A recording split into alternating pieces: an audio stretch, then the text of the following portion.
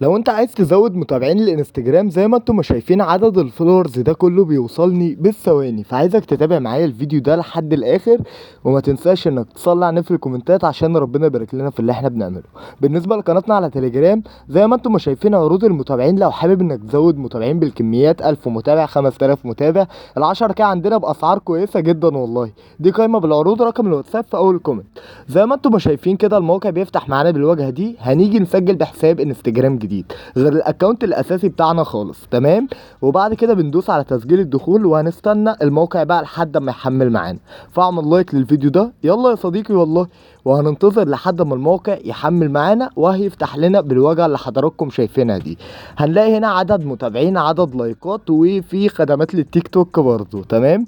هنبتدي اللي احنا نضغط كده على عدد المتابعين اللي هم ال 350 متابع دول، وبعد كده هنبتدي اللي احنا نضيف اسم المستخدم، تمام، اليوزر نيم، وبندوس البحث عن المستخدم. ده الحساب الاساسي بتاعنا اللي احنا هنزود له المتابعين.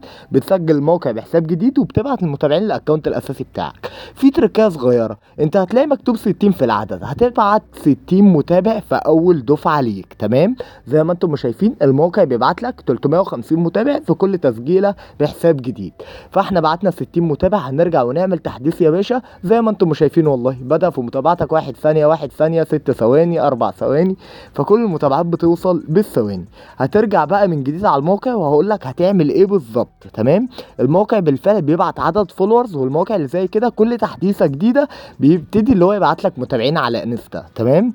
زي ما انتم شايفين كده بنرجع كده على الموقع وهننتظر شوية. طبعا لو عملنا اعادة تحميل هيظهر 266 متابع. هنيجي كده نكتب نفس ال 60 متابع وبندوس على ارسال، وهننتظر ال 120 ثانية ونبتدي اللي احنا نروح. هنلاقي حساب الانستجرام بيزيد معانا بسرعة عالية جدا والله، تمام.